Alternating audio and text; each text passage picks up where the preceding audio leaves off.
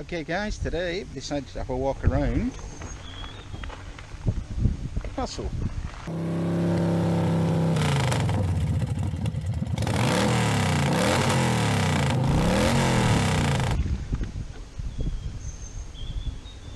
There's the opening times, and an adult 16 plus is £4.50, £3.60 for concessions and £2.70 for a child. And if you're a member of Historic Scotland, it's free.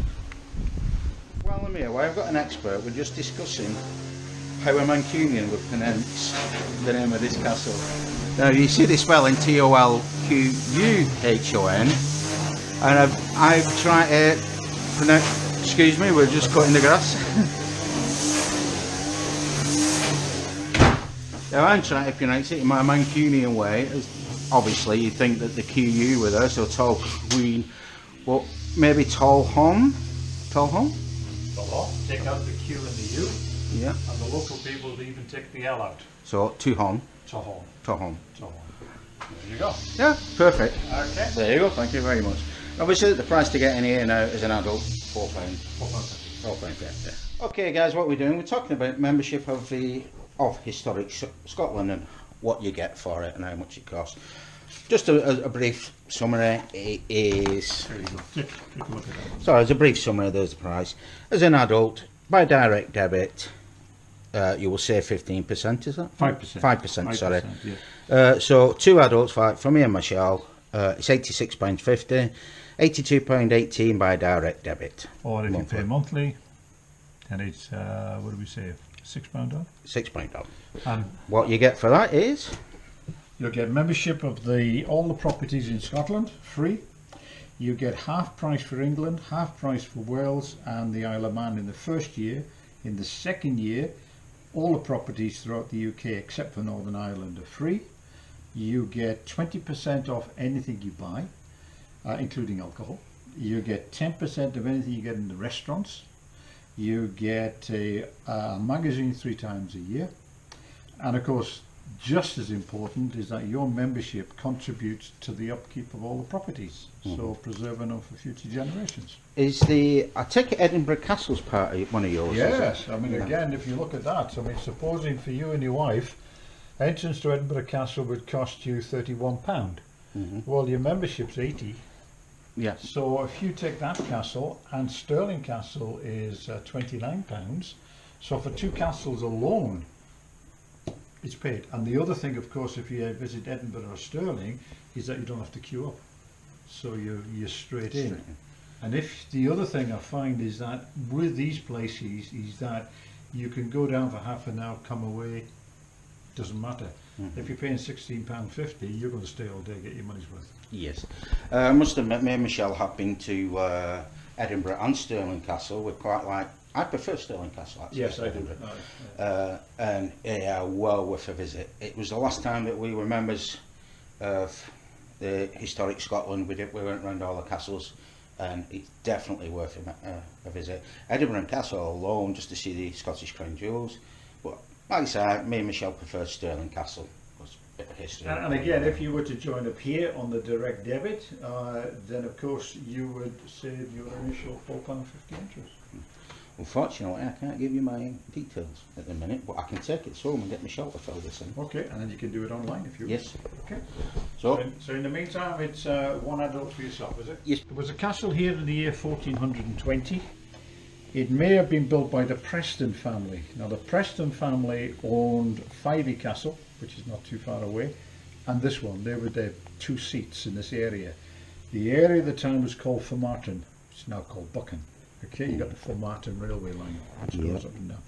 It was defensive because in the day this clan didn't get on well with the Gordons and vice versa. That's the Gordons of Huntly Castle or Haddow House. In the day also, you would have had some of these tower houses with the entrance on the first floor here, and they would have just pulled the ladder up, take it in, close the ladder, and you're safe. This castle didn't. It's on the ground floor, but it was double locked, double doored, and you'd be able to see a little bit of that when you go in. Very thick walls, very defensive. It would have had the outer walls, of course, because obviously for security, with buildings inside, because they weren't fighting all the time. However, by the 1590s, the seventh laird of Tolquhon, he decided that he wanted something a little bit more comfortable. So he built what you see outside, reputed to be one of the prettiest castles in Scotland. Let me show you.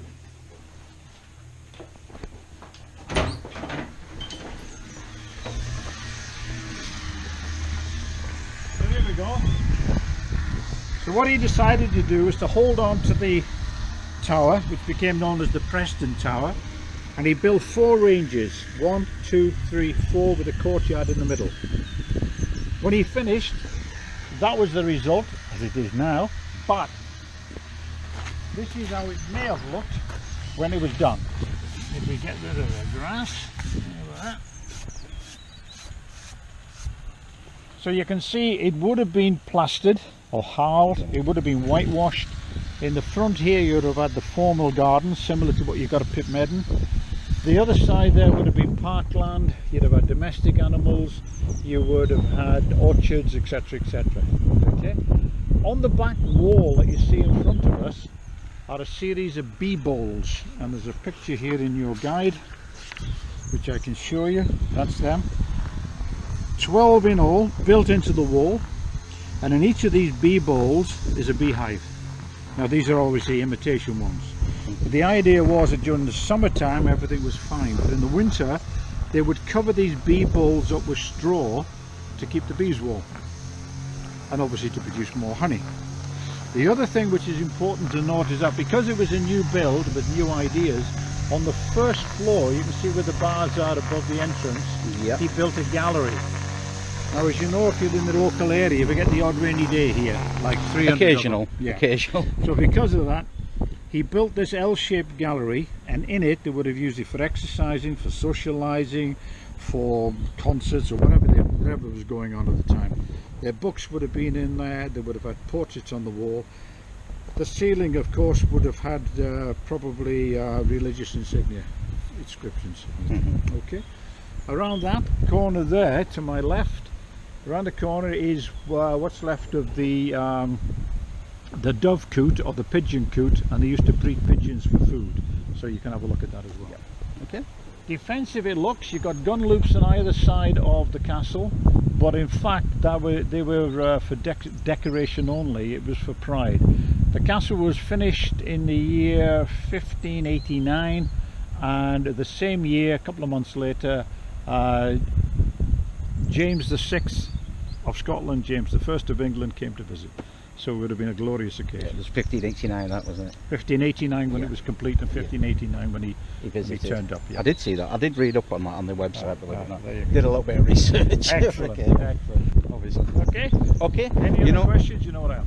I shall come back and ask. Thank you very much. Thank you. Is this yours? Yes. There you go. Thank you. Okay, man. And when you come, make sure you ask for Jerry.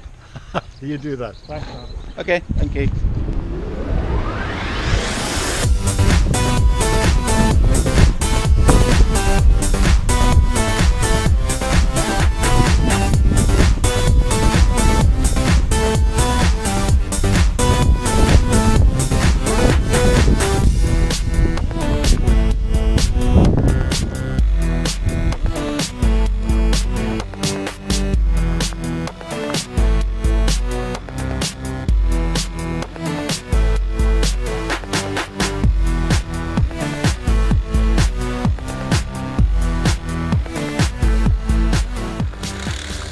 Okay guys, here we are in front of the castle. These are kind of the ornate twin towers leading in.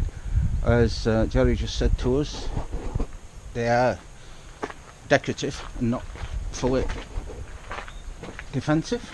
And we're leading into the castle now. And we're into the gateways. Okay, as it says, this impressive entrance, built in 1586. More as a splendid showpiece than as a functional defensive barrier.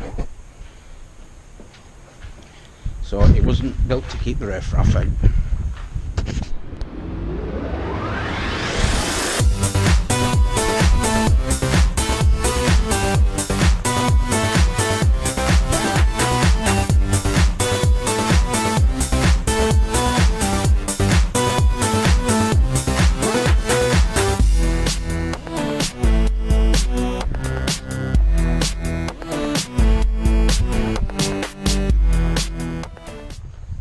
Okay guys, you'll obviously excuse me if I read from the guidebook, mainly because the guidebook knows more about this castle than I do.